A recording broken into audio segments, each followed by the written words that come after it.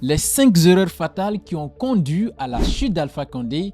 Découvrez la dernière, celle qui vous surprendra le plus. Restez jusqu'à la fin de cette vidéo pour découvrir ces erreurs majeures. Alpha Condé, autrefois considéré comme l'homme le plus puissant de la scène politique guinéenne avec une carrière de 40 ans dans l'opposition, ce qui lui valait d'ailleurs le surnom d'opposant historique ou encore d'animal politique. Il accéda au pouvoir en 2010 après une élection totalement controversée et contestée. Mais malgré tout, il devient le premier président démocratiquement élu de l'histoire de la Guinée. Il passe un premier mandat entre 2010 et 2015 relativement tranquille, suivi d'un second 2015-2020. Cependant, très animé par une soif démesurée de pouvoir, il décide de briguer un troisième mandat. Ce choix marque le début d'une série d'erreurs fatales qui précipiteront sa chute. Erreur numéro 1, la modification de la Constitution. Le document qui lui avait permis d'accéder au pouvoir en 2010 a été modifié sous ses ordres pour légitimer son troisième mandat. Pourtant, Alpha Condé avait juré de le respecter, affirmant que la loi s'appliquerait à lui en cas de dérapage. Mais en 2020, il avance une justification surprenante comme quoi, je cite, « Lors de mes 2 premiers mandats, l'opposition m'a empêché de travailler. Je vais donc rectifier le tir. » Une excuse qui n'a convaincu personne si ce n'est lui-même.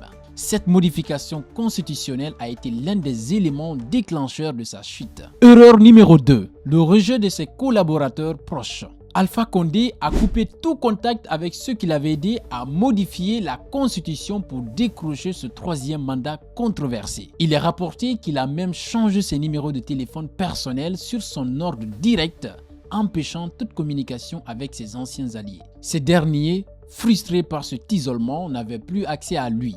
Seulement, un cercle très restreint pouvait encore approcher le président dans son palais Sékou Touré situé au cœur de Conakry. Il a même reconnu plus tard dans une déclaration que cette décision l'avait empêché de détecter les prémices du coup d'État orchestré par les forces spéciales dirigées par Mamadi Doumbouya. Erreur numéro 3, la confiance aveugle dans l'armée républicaine. Alpha Condé avait entrepris un toilettage total de l'armée, comme il aimait le dire, visant à éliminer les mauvais grains. Cette purge a conduit au retrait forcé de plusieurs hauts gradés, à la nomination, d'autres à des postes diplomatiques à l'étranger et même à des éliminations discrètes. Le président semblait convaincu que cette réforme rendrait impossible tout coup d'État. Il déclarait encore à la veille de sa chute, je cite, « C'est fini, il n'y aura plus jamais de coup d'État en Guinée ».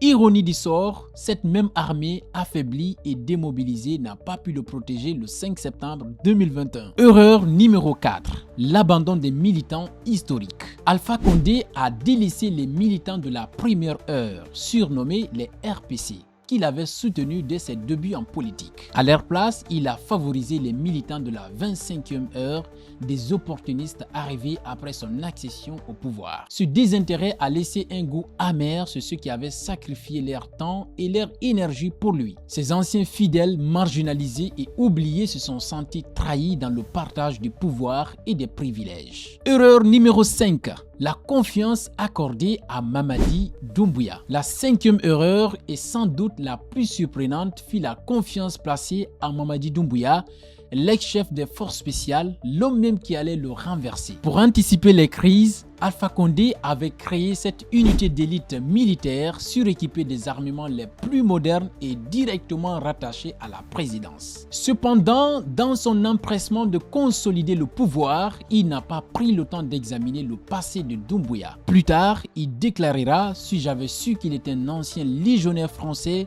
je ne l'aurais jamais choisi ».